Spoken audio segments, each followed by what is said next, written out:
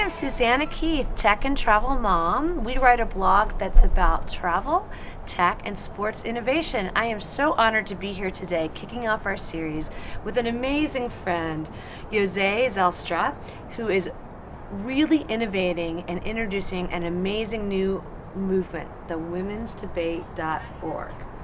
And Jose, what's so great about her, she has an MBA from Western University in Canada. We love Canada.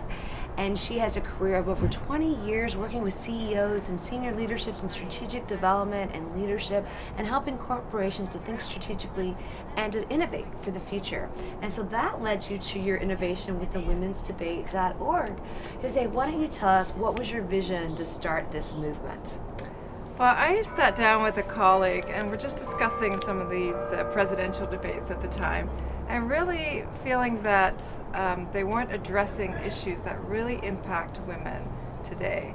Whether it's the 70 million women and children living in poverty, whether it's equal pay for equal work or affordable childcare, or even the violence that's being inflicted against women and girls, whether it's on campus or human trafficking or the exploitation in media. And I really thought these were important issues that could be a common ground for most women today. Oh, that's excellent. So what in your career really drove you to this moment? Well, I spent a lot of time in corporate America, and I had a great career and did a lot of work around leadership development, as you mentioned. A lot of my work has been helping women executives get to the C-suite, as well as women entrepreneurs. It's a real passion of mine to help advance women in their career. So I was fortunate when I had a family that I had a great paid maternity leave at the corporation that I was working in. But I think only about 10% of the women today have that opportunity. And I think it was very unfortunate that so many women struggle with balancing motherhood and career. That's so well said, and thank you for doing this inspiration. I think it's something that it's really great for all our children. I know that you're the mother of 3 boys, and I have 2 boys and a girl, but I think it's so important that this is really our future, that we need both men and women to think about these important issues. So you mentioned 3 pillars behind your strategy. Can you just give me a little bit more details about those? Sure. So the 3 pillars are, first is economic opportunities, and this is an area where we focus on education and earnings, as well as accommodation for pregnant and nursing mothers. What I've mentioned before is affordable childcare, women in leadership, so anything that helps women economically to contribute to society.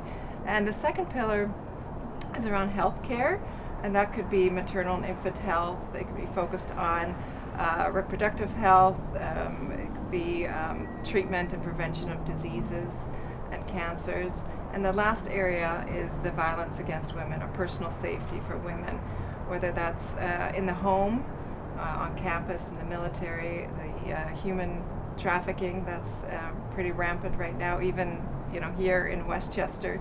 And there's so many organizations that are focused on these 3 pillars, but they're just not getting together as a collective voice to make some policy changes. Well, I just really applaud your leadership for having the strategic vision to bring it all together, and I think it is really time to call for a live presidential debate on these issues, especially with everything that's happening in our country. It's time for positive change. It's time to make sure this presidential election is embracing the issues, not just a political circus. And so I think what you're doing is just fantastic. So tell me, what should people do to get involved?